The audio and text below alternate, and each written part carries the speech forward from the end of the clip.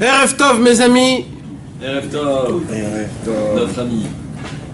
Je mets pas ça. Bezrat Hashem, si Dieu veut, avec l'aide de Dieu, Bezrat Hashem, ce soir, on va essayer d'aborder quelques sujets. Et Bezrat Hashem, j'espère qu'avec l'aide de Dieu, on va arriver à quelque chose ce soir, si Dieu veut. Avant, on va commencer à dire un petit chidouche sur la paracha de la semaine. La paracha de la semaine, cette année, c'est Balak. Et l'histoire de Balak nous apprend quelque chose d'énorme. Il n'y a pas un chidouche comme ça à dire une belle question, une belle réponse, et avec ça on termine le chidouche de la paracha de la semaine. Dans la paracha de la semaine, ce qu'il faudrait faire, c'est qu'il faudrait vraiment bien l'étudier et prendre des notes. Parce que ce qui se passe, c'est qu'il y avait un homme qui s'appelait Bilam. Et que Bilam, il était un homme, un prophète. C'était un prophète qui avait une connexion avec Hachem. Et Balak, c'était un roi. Et Balak, il est venu, il s'est associé avec Bilam. Et un prophète qui est Goy, qui s'est associé pour exterminer le Ham Israël, et que presque il a réussi. Hein? Ouais, mais on s'en fout. Toujours on dit ça, mais en vérité, on s'en fout. On s'en fout qu'il y ait une mention sur sa paracha. Asma. C'est pour qu'on se rappelle aussi, toute sa vie, c'est qui cet homme-là. Mais c'est pas un honneur, hein, ne crois pas que c'est un honneur. Parce que les gens ils croient que c'est un honneur. C'est l'avdavka un honneur que son nom il a sa paracha. Mais vous imaginez qu'il y a un Navi, un prophète qui est Goy. Normalement il n'y a pas de prophète Goy. C'est ça, un truc de fou. Il a une connexion avec Hachem. Il a une connexion avec Hachem, Hachem lui parle et lui il parle avec Hachem. Il a un niveau de prophétie. Non, Un Navi. il est un Navi. Bilam Navi, c'est un Navi, Bilam. Il a un digne de Navi. C'est dans la Touma à la C'est base. comme ou c'est Moshe lui qui l'a Rabbeinu en transformé Touma. Non, c'est dans la Touma. Et il y a écrit que... Pire, c'est beaucoup plus que ça. Il y a écrit que...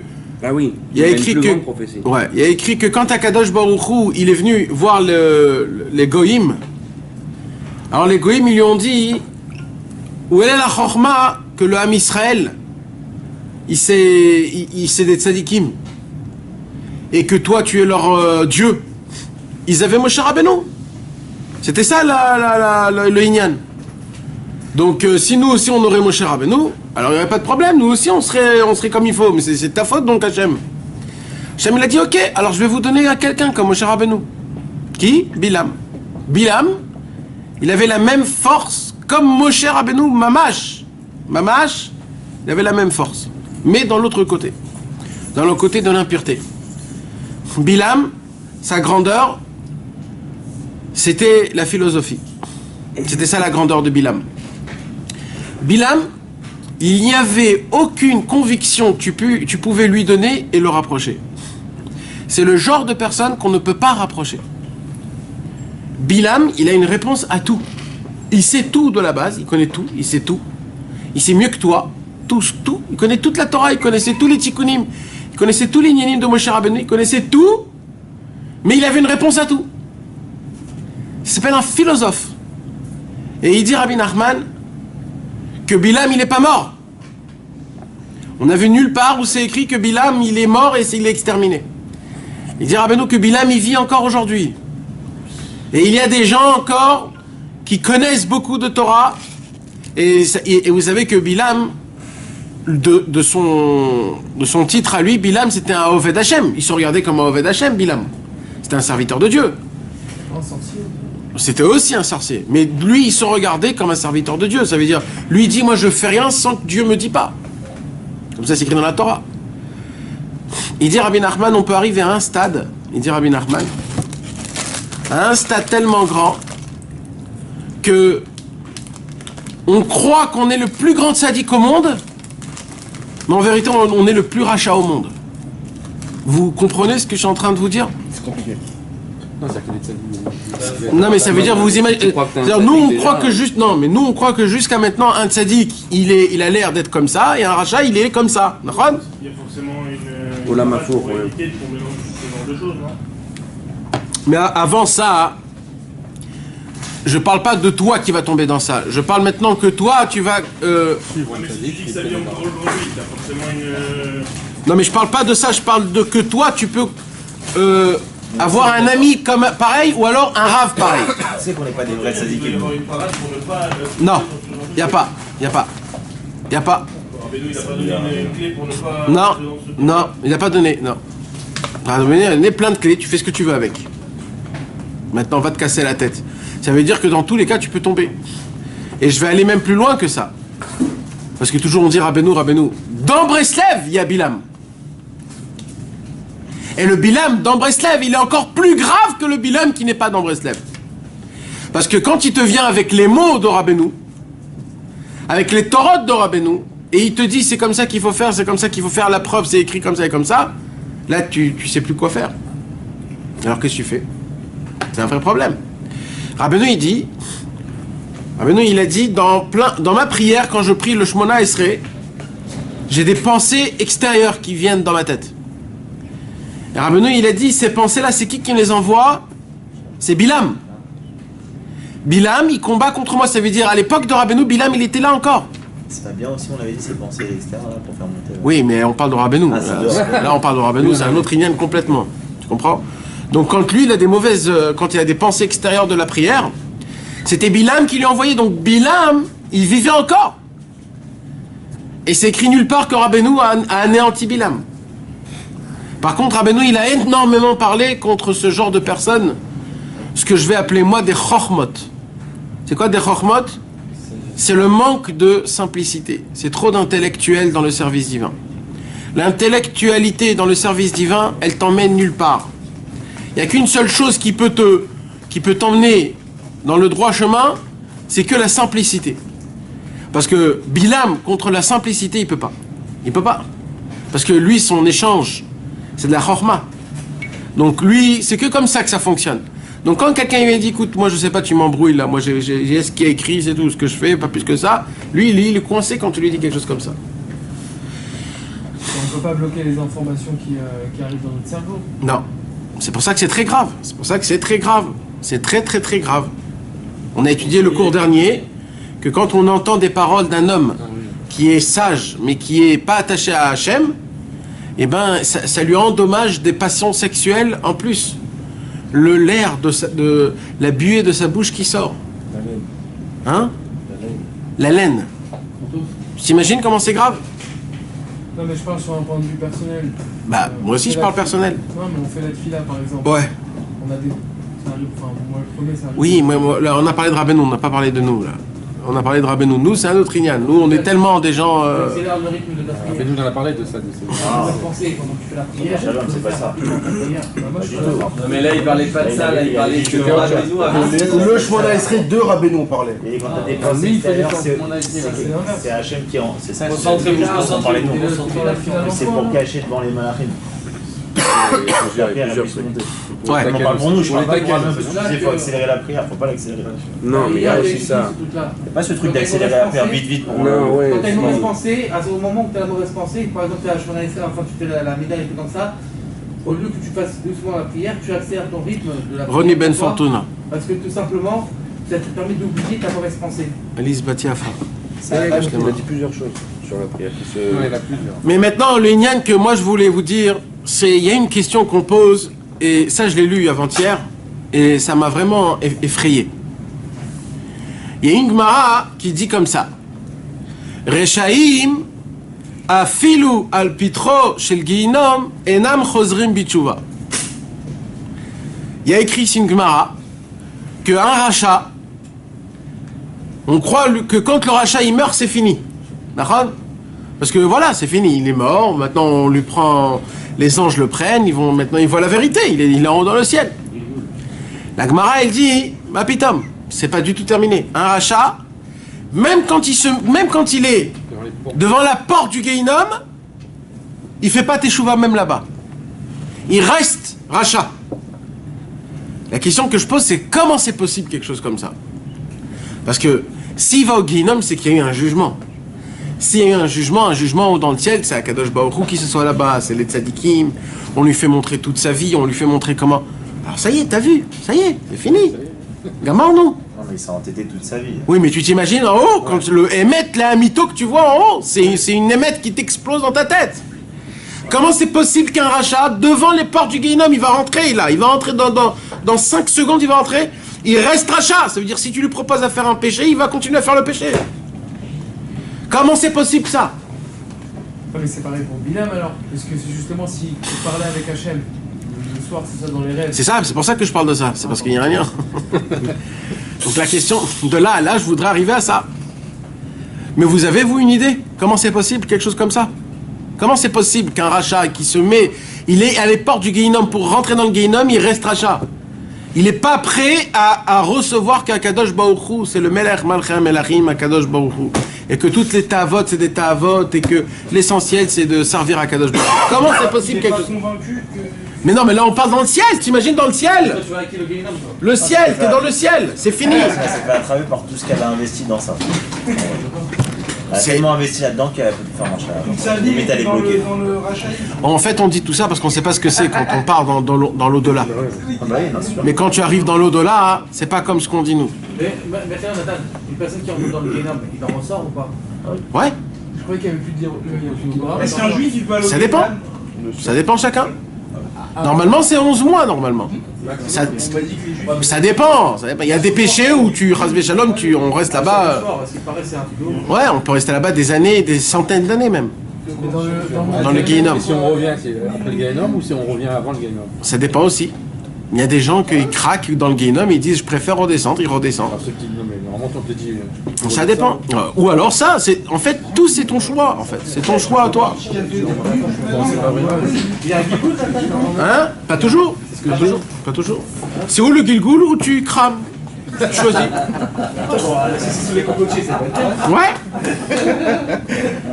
À la hache, à la hache. À la hache. Un certain. Toujours il y a. Toujours. Le libre arbitre il existe toujours. Mais vadaï. Mais vadaï qu'il y a un libre arbitre. Mais vadaï. Nathan, nous, on redescend pour penser nos générations. Ouais. Non, on redescend. Et qu'est-ce que tu crois? Sauf celui qui est allé à Ouman Un saucé qui s'entête à dire je descends pas, non? et qui s'entête, qui dit je veux pas redescendre. Sauf si on lui promet qu'une fois il ira à Ouman. Alors ça vaut la peine de redescendre. Alors Bekitson, mes amis, je vais vous dire un très très grand ridouche ce soir. Vous savez qu'est-ce qui se passe? Comment c'est possible qu'un homme il se tient devant le pétard du Guéhinom et il fait pas teshuva? Comment c'est possible? Eh bien, il y a un très grand tzaddik qui a donné une explication dessus. Et cette explication, mes amis, il faut que vous ouvrez bien vos oreilles et votre cœur. Il dit, vous croyez qu'on parle d'un rachat comme nous, on connaît le rachat? On parle d'un homme qui se prend pour un énorme tzaddik. Et lui, quand on l'emmène au Guéhinom, il croit dans sa tête. En fait, on l'emmène là-bas pour que lui fasse sortir les Rechaim du Guéhinom. Parce qu'il est tellement grand qu'il a la possibilité de faire sortir les Rechaim du Guéhinom. Oui, mais pendant son mishpat, il a fait un mishpat en haut. Ouais. On lui a fait comprendre que ce que t'as fait, c'était pas ça, frère. Il fallait pas que tu fasses ça. Mais même ça, il a des réponses à ça. Même ça, c'est pour le voir. Il essaye toujours de dire, il dit c'est faux, c'est pas comme ça, etc. Il a toujours quelque chose à dire. Donc c'est-à-dire, quand on l'emmène au Guéhinom, lui, il est certain que c'est pas pour lui le Guéhinom. C'est parce que dans le ciel, on croit en lui tellement qu'en fait, on l'emmène au Guéhinom pour enlever les Rechaim du Guéhinom. Lui, il croit ça. Et c'est ça un rachat qui a filé le pitro chez le Guéhinom et non choser bitchouva. Faut que ça dit. Comment on peut s'y croire tellement? Comment c'est possible qu'on peut se croire tellement? Ça veut dire, je suis tellement un grand tzaddik que j'ai la possibilité de faire sortir des Rechaim du Guéhinom. C'est une grosse garava quand même. Hein? Il y a pas un qui a dit ça par contre, Rabbi Nathan. Ça dépend. Non, mais on parle que c'est faux. C'est-à-dire, lui, il croit comme ça, mais c'est pas comme ça. Non, pas. Alors, c'est ça que moi, je veux vous expliquer. C'est quoi ce genre de Rechaim? C'est quoi? C'est des gens comme qui? Comme quoi? C'est obligé que c'est des gens qui sont d'un niveau spirituel très haut. On parle pas de gens qui pratiquent pas la Torah. Ça, on les compte même pas, ceux-là. On parle de personnes qui sont très élevées. Salut, Jacob. On parle de personnes très élevées spirituellement. Ceux qui finissent par avoir une photo partout. Ou pas. Ou pas. Pas obligé. Dafka, c'est des gens qui veulent pas que leurs photos ils soient partout. Parce qu'ils sont des tzadikim. Mais Bilam, c'était visible, c'était un Hachem à son époque, il était sorcier, on dit. C'était un sorcier, mais c'était quelqu'un qui avait des asagot elokut. Il avait des perceptions. C'était un goy quand même, les gens, ils savaient que c'était un goy. C'est tzadikim, ils sont reconnus en tant que tzadikim, parce que sinon, ils ne seraient pas tzadikim. Ils sont reconnus, c'est pas des tzadikim cachés. Sinon, et en quoi ils sont vraiment Rechaim alors? Alors il n'y a rien qui peut définir ça. Il n'y a rien qui peut définir ça. On ne sait même pas alors. C'est est-ce que c'est émet ou pas? Je vais te dire un truc. Tu peux aller dans un cours de Torah, entendre une... Et c'est Dafka ça qui dit Rabbi Nathan. Et ça, c'est un grand ridouche. Il dit Rabbi Nathan un inyan de folie. Il dit comment on reconnaît Bilam? C'est que quand il dit une Torah Bilam, quand il donne un enseignement, c'est tellement beau, c'est tellement, ça se touche tellement, ça Make sense. ça s'emboît tellement bien, comme on peut même pas s'imaginer. Ça, c'est Bilam. Parce que la Torah de base, comme nous, on n'est pas Kadosh, on doit toujours avoir un problème à la recevoir, la Torah. À cause de nous. Tu comprends, c'est à cause de nous. Je vais vous expliquer. Imaginez-vous un bébé qui a l'habitude de boire que du lait tout le temps. D'accord? Il boit du lait. Imaginez-vous, tu lui donnes d'un coup du coca. Qu'est-ce qui va se passer?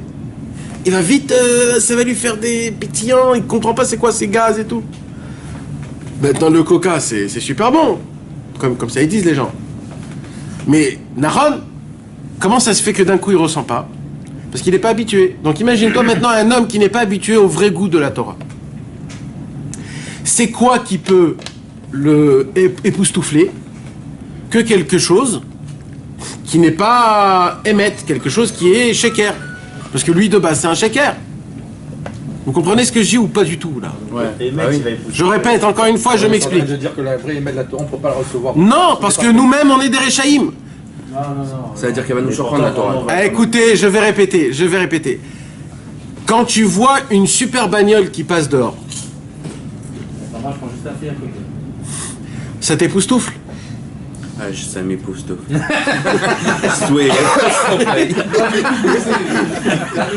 Ça Tu m'aurais te... jamais dit ça t'époustoufle. Est-ce que ça t'époustoufle? Hein, quand on voit une super maison, Ça t'accapare. ou alors je sais pas, quelque chose qui vous... Un truc que tu kiffes. Voilà, un truc que tu kiffes. Si c'est ça qui te fait faire kiffer, c'est que en fait tu connais pas la valeur des choses. Donc c'est quoi qui te fait faire kiffer? C'est une super bagnole ou alors une super maison. Donc je l'ai pas, je kiffe pas. Ouais, Par contre, si je te donne un vrai secret de la vraie Torah, tu vas dire oui, et alors, et après? On ne connaît pas la valeur des choses en vérité. Donc tu sais pas de quoi je te parle. Donc j'ai beau te donner des secrets de la Torah, mais toi, comme tu connais pas le Inyan, tu comprends pas Bichlal de quoi je te parle. Donc, comment on arrive à découvrir Bilam quand il te donne une Torah qui t'époustoufle? Comme si que tu vois une bagnole ou une femme.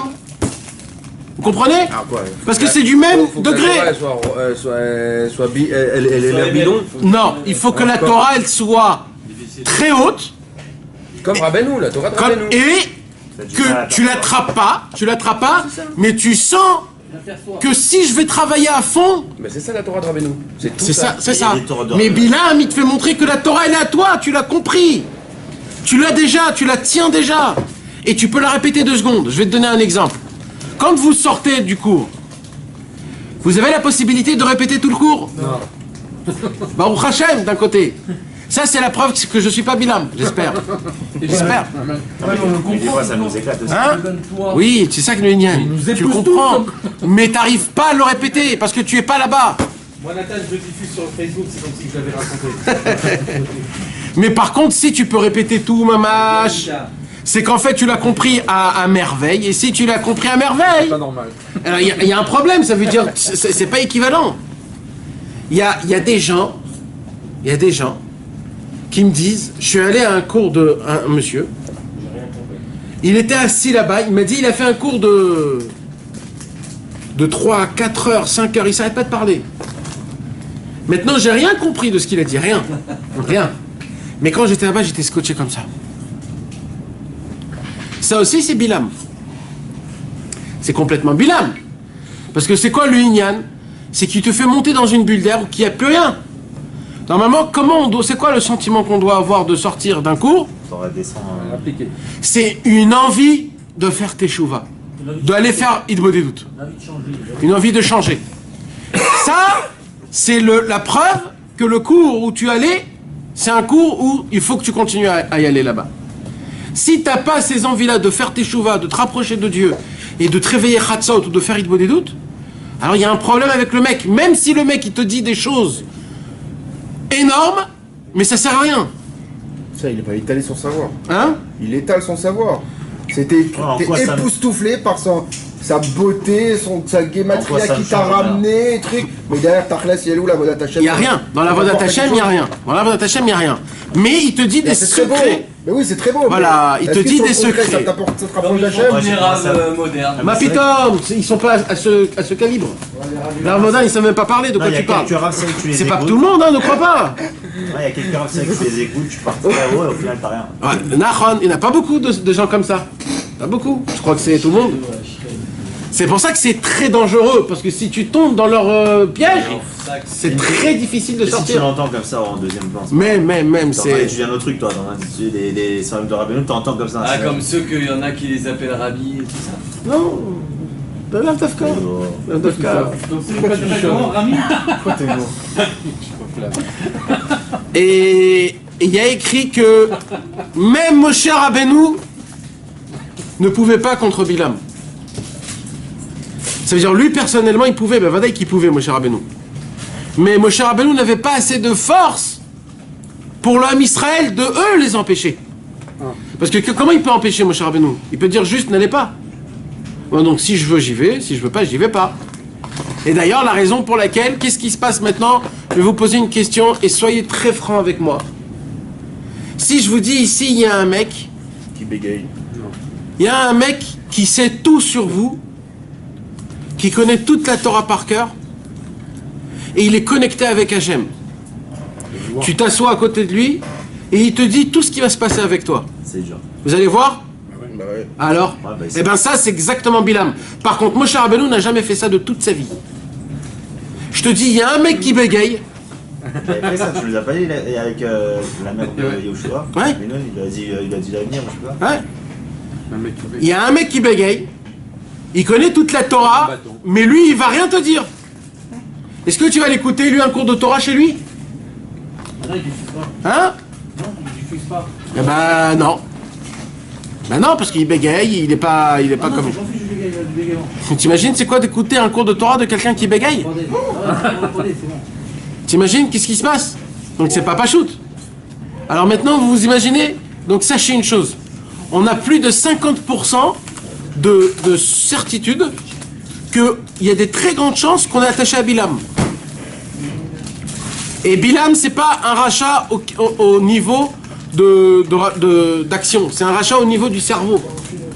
On raconte que Bilam, il est allé avec son âne.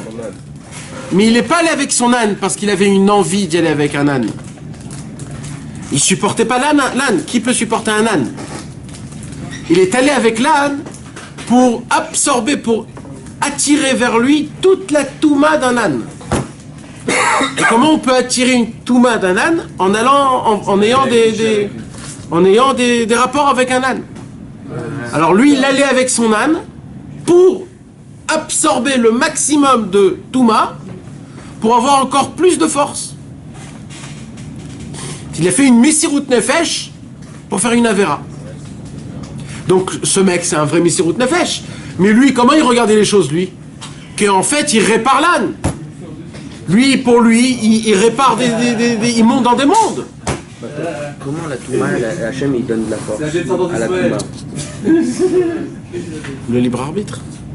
Non mais là, sur le truc juste de Bilam, d'aller avec un âne et de prendre de la Touma, comment ça peut te donner de la force de prophétie? C'est quoi cette force-là? messirouté. Je connais pas, je sais pas c'est quoi, comment je peux C'est qu'il avait t'expliquer. cette force-là. Ouais, toujours cette force, elle était là. Lui, il a juste pris pour lui. Non, mais la prophétie de base, il en avait. Mais quelque part, bon, C'était de Mais prendre comment de la tu vas Touma. avec un âne et ça te donne plus de prophéties? ça a annulé Ok, quelque parce que part, c'est de la Touma, mais la Touma, quoi, elle a une force de donner de la Comment prophétie. Comment tu arrives, quand tu es avec ta femme, d'amener un enfant? Malheureusement, parce qu'il y a des docteurs qui t'a dit qu'il y a le spermatozoïde qui rentre là-bas et qui fait là-bas un enfant. Mais ça, c'est du pipeau. Ça n'existe pas, ces choses-là. C'est les docteurs qui ont inventé ces choses-là. Et la preuve, c'est que... Bien sûr, la preuve, c'est quoi? C'est que tu vas plusieurs fois avec ta femme, il n'y a pas d'enfant. Alors comment ça se fait que des fois il y a des enfants, des fois il n'y a pas d'enfants? Bon, même sur ça, ils ont découvert des trucs. En fait, je crois que c'est Bilam, les docteurs, en fait. Bah oui, mais maintenant je commence à capter qu'eux, ils ont une réponse à tout. Ils t'expliquent tout, comment ça fonctionne, etc. Mais c'est ça Bilam, en fait. Mais en fait, c'est un miracle énorme, parce que quand tu vas avec ta femme, tu absorbes une sorte de shrina, de sainteté, que Kadosh Baruch Hu, il dit, je veux être associé à cet accouplement. Et le fait est qu'Akadosh Baruch Hu s'accouple il s'accouple, il s'associe à cet accouplement, il y a de ça un bébé. Donc Ras Veshalom, quand tu le fais ça avec un âne, ça se fait pareil, mais dans l'autre côté. C'est la Touma qui vient et qui dit je veux m'associer à cet accouplement, et grâce à ça, je vais te donner des forces. Et c'est jusqu'à aujourd'hui, des gens, ils font des choses comme ça, pour s'attirer de la Touma. Je te parle pour s'attirer de la Touma. Des Arabes et des trucs comme ça qui font pour s'attirer de la Touma. J'ai reçu 9 sur 10 de la Touma, je sais pas quoi. Ça, Ouais. Mais bon, tout ça, c'était pour vous dire une chose, mes amis. En vrai, c'est les docteurs de Neshama ou de corps. Exactement. Et un peu... Exactement. Ceux qui se proclament des docteurs qui peuvent te réparer et qui peuvent te faire. En tout cas, comme je vous dis, même Moshe Rabbeinu ne pouvait pas nous protéger. C'est égal. Hein? Il était au même niveau d'égalité, mais chacun de son côté, quoi. Ouais. Ah, dans la Gdusha, il y en a tout le monde. Forcément. C'est Si ça. Bilam il était Empire du côté du mur. plus fort que Moshe. Non mais quand je dis ça, par exemple, c'est pas lui dans la Gemara Brachot qui connaît le Zman des. C'est le seul homme qui connaissait le Zman par rapport à la. C'est ça? Quoi? Qui connaissait le temps où Akadosh Baruch Hu, il est en colère. Ah, c'est vrai, quand il a envoyé... Il y a un moment, il y a une seconde où Akadosh Baruch Hu, il est en colère contre le Ham Israël. Dans les femmes, etc. Ou je sais pas quoi, non? Non. Non, mais il a pas fait trop avec les femmes. Il a envoyé les femmes, mais je sais pas quoi. Après, c'est après ça. Balak, c'est pas Bilam. Voilà. Et lui, il connaissait le temps. D'accord? Donc ça, c'est Aïnian. Maintenant qu'on a compris tout ce... De là, il faut comprendre combien c'est très grave et combien il faut faire très attention à Chas Veshalom, ne pas tomber dans des chormot dans la Vodat Hashem. Pourquoi c'est au narco de Balak, la paracha, et pas de Bilam? C'est lui qui est la pièce maîtresse en réalité dans cette paracha. Parce que Bilam, après, il a lâché l'affaire. C'est Balak, après. Toute la continuation de l'histoire, c'est Balak. En réalité, dans le contexte, c'est une démonstration de force de Kadosh Baruch Hu par rapport à ce qui s'est passé à ce moment-là. Parce qu'il a fait quand même remporter le bien par rapport au mal. Non, pas du tout. À la fin, on est tous tombés, à la fin. Oui, mais... On est tous tombés par les filles de Balak. Donc à la fin, c'est eux qui ont gagné, c'est pas nous. Ce qui nous a sauvés, Hachem, c'est que, au lieu qu'il nous maudit, il nous a bénis. Et que si Chas Veshalom il nous aurait maudit, alors on serait vraiment maudit. Il y aurait une force à ça. Et Baruch Hashem, que Akadosh Baruch Hu, il a fait un miracle énorme, et qu'il nous a... C'est un miracle. C'est un miracle, c'est pas normal que tu dis quelque chose, et ça sort une autre chose. C'est quelque chose qu'on peut même pas s'imaginer, le miracle que c'est. Mais oui, c'est comme ça. C'est un miracle énorme. Mais ça n'a pas tenu. Après lui, il est parti, Balak, il a continué à faire son Inyan à lui. Voilà, donc ça c'était un petit mot sur notre petite paracha de la semaine, pour qu'on puisse comprendre. Parce que Bémet, il n'y a qu'une seule chose à faire dans cette paracha. C'est d'admettre la gravité énorme qu'il y a sur le Inyan de Bilam. Tu comprends? C'est ça qu'il faut vraiment comprendre, combien il faut être... C'est ça le but en fait. C'est tout l'inverse. Il faut fuir les chormot. Voilà, il faut fuir les chormot. Et c'est comme c'est écrit dans la lettre de Rabbi Shimshon Barsky, qu'on a lu il n'y a pas longtemps. Rabbi Shimshon Barsky, il a écrit: on peut parler des heures et des heures, donner des chidouché Torah, même dans le Likutei Moharan, même dans la Torah en elle-même, même dans la Gemara. Si avec tout ça, tu sors pas un conseil dans la Vodat Hashem, un vrai conseil, laisse tomber. Laisse tomber. Laisse tomber. C'est Chaval al Azman, c'est du Bitul Zman. C'est du bitulzman, même si c'est de la Torah. Même si c'est de la Torah, c'est du bitulzman. À l'époque, on avait les capacités d'étudier. C'est pour ça qu'aujourd'hui, les rabbanim, ils ont été possèques que quand tu as le temps d'étudier la Gemara ou la halacha, c'est que la halacha qu'il faut étudier, parce que la Gemara, c'est avant la halacha. Dans la Gemara, tu peux pas savoir qu'est-ce qui se passe. La halacha, c'est avant la Gemara. Non, la halacha, c'est après la Gemara, dans le chronologique. Ah, d'accord. Donc, quand tu étudies la Gemara, tu sais pas c'est quoi la halacha. Donc c'est un bitulzman d'étudier la Gemara quand tu as le temps d'étudier ou la Gemara ou la halacha, étudie la Gemara. C'est la halacha pour savoir comment traiter. Et ça, c'est les rabbanim qui ont été possèques la halacha. Pourquoi? Parce que c'est pareil le Inyan. Il y a des gens qui étudient la Kabbalah, le Zohar ou des choses comme ça. Si tu prends pas de ça un conseil dans ton avodat Hashem, Akadosh Baruch Hu, il n'est pas content de ton étude. Akadosh Baruch Hu veut pas cette étude. Akadosh Baruch Hu, il veut une étude où tu arrives à sortir un conseil comment servir Hashem mieux. Et c'est comme ça le Inyan. Oui, je parle pas d'important, tout est important. J'ai pas parlé contre. Oui. Ouais, d'accord, mais ça c'est un niveau, t'imagines? Ça c'est non, mais ça c'est un niveau. T'imagines quelqu'un qui va prendre. Hein? Celui qui n'a pas assez de temps, il doit concentrer son temps dans la halacha. Tu connais pas la halacha. Si t'as toute la journée. Mais j'ai parlé de quelqu'un qui n'a pas le temps. Le mec, il a qu'une heure par jour. Non, mais comme nous, D'études possibles. notre cas, Il vaut mieux de Rabbeinu. Voilà. Non, il va à la fin, il est Voilà, donc ça c'était un petit commencement de notre paracha de la semaine. Nathan, si je me suis posé une question ce matin. Ouais. Et voilà. Je dis, mais pourquoi en vrai, on aime Rabbeinu, pourquoi? Parce qu'il nous fait du bien, il nous fait un tikkun, il nous fait. Je me suis dit, mais pourquoi on n'aimerait pas Rabbeinu pour Rabbeinu lui-même? Le Rabbeinu, l'homme de Rabbeinu. Tu vois ce que je veux dire? Quoi? Comment? Décris-moi Rabbeinu. Ben, justement, c'est ça qui est impossible à faire. Alors tu peux pas l'aimer. Tu peux l'aimer dans le sens où tu peux voir comment il nous aime. Tu peux voir. Comment il t'aime? C'est ça, décris-moi. Comment il t'aime? Les souffrances qu'il a passées pour dévoiler des Torahs, de nous donner même un conseil, des fois ça nous remonte. Des fois tu ouvres un livre, ça te remet en place. Quand t'es. On a peut-être ça, genre, c'est quelque chose qui est. Mais je veux dire, connaître Rabbeinu ou Rabbeinu. Tu vois ce que je veux dire? Tu connais un homme par ses actes. Bon, je me suis pas répondu à la question, je vous laisse poser. T'as même pas posé la question, c'est ça le problème. Non mais on a parlé de ça le cours dernier, vous vous rappelez? L'amour qui dépend de quelque chose ou pas. Oui, ça, je suis d'accord. À Vache et Tloulab et de Rabbi Israël, il a dit il faut pas aimer Rabbeinu parce qu'il aimait Taken Otra. C'est pour ça. Il faut aimer Rabbeinu sans que ça une amour qui dépend pas de rien. va tuer. Mais ça, Rabbi Israël, il dit ça, on n'arrive pas comme ça. Ça, c'est des années de l'écouter de filote. Des années de l'écouter de filote. Que tu comprends qui tu es vraiment, et un crapaud que tu es, que nous tous on est, et quand même, Rabbeinu, il a dit, je préfère à tuer, que mes enfants ils meurent, et que ma femme elle meurt, et que moi je meurs, pour le crapaud que je suis.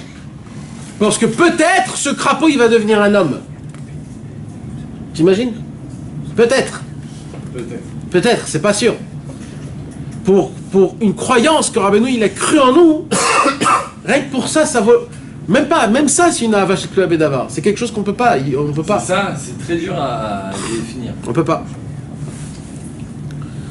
Tov. Alors. Maintenant, je me suis dit que. On a dit la semaine dernière qu'on va parler du Pétek. Mais. Mais on n'a pas de pétec. Mais il n'y a pas de Pétek. Pas de Pétek sous le Non, je ne pas, parce que alors là, je te... C'est quoi ton problème? Vas-y, dis-nous ton problème. C'est quoi ton problème? C'est quoi la Etza dans l'Avodat Hashem que tu vas prendre dans ça? Tu veux que je sois Bilam là maintenant? Ah, il a raison. Oh, quelle puissance! Il a raison. Tu veux qu'on pète des durites, mais en fait ça t'emmène où? On peut pas le faire Dans mon descendre. enfance, dans Allumer un petit peu. Un petit peu Bilam, un tout petit peu. On a besoin des fois. Mais ça veut dire quoi? Des fois, on a besoin d'un marre d'être down, ou d'être truc, ou de combattre. Des fois, on a besoin d'un petit câlin de Rabbeinu. Et c'est pas en kécher avec la sirah de Dorian? Aujourd'hui, on parle de la sikha du Zohar HaKadosh. Dans le Zohar HaKadosh. Tu sais qu'un jour ou l'autre, il va falloir que tu y arrives au Pétec. Alors peut-être on le fait maintenant, comme ça après on passe à autre chose. Le shalom. Qu'est-ce que je veux dire Ici, il viendra plus. Non, mais à chaque fois tu repousses en même temps. Tu vois, tu dis oui, et tu repousses. Chaque fois, il croit qu'il va pas hésiter. Normalement, on le fait, mais quand il n'y a pas nécessité. C'est ça le problème. Moi, je suis pas là, oubliez-moi. Ici, mets la 8 s'il te plaît. Celle où il est à 2 le masgan. Bon, on est trop en train de dormir, alors on va faire un peu de simcha là.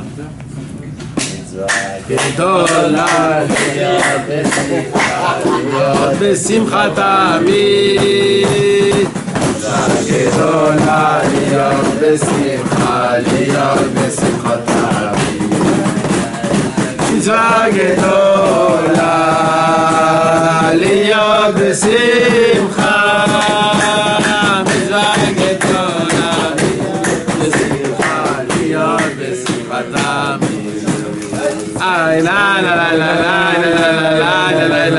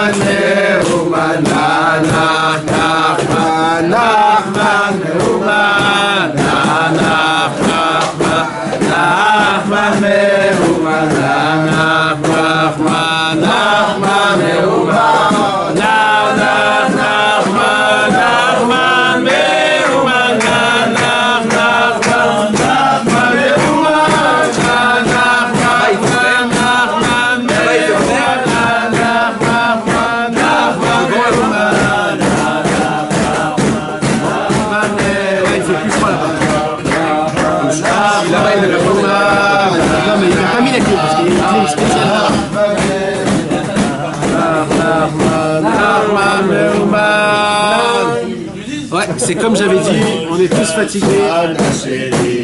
Allez!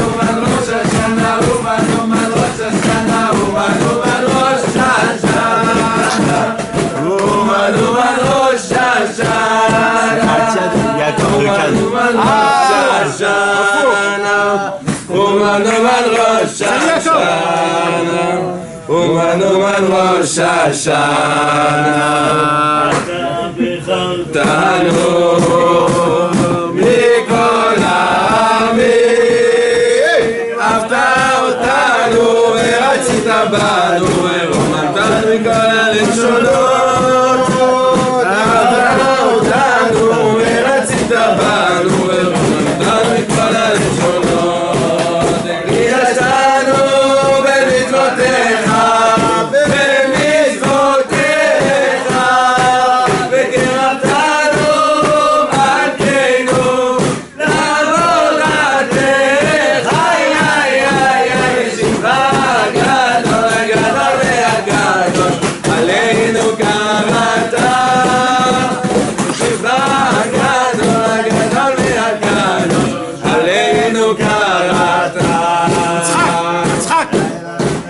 hébreu, Massiot? Là. En hébreu? Donc. Aïe aïe aïe aïe aïe. Il m'a dit à 120 ans, on va te montrer où j'étais au moment où tu m'as appelé à l'instant. T'es où là? Tof. T'es où? Tu sais que t'as fait une parole à Rosh Hashanah.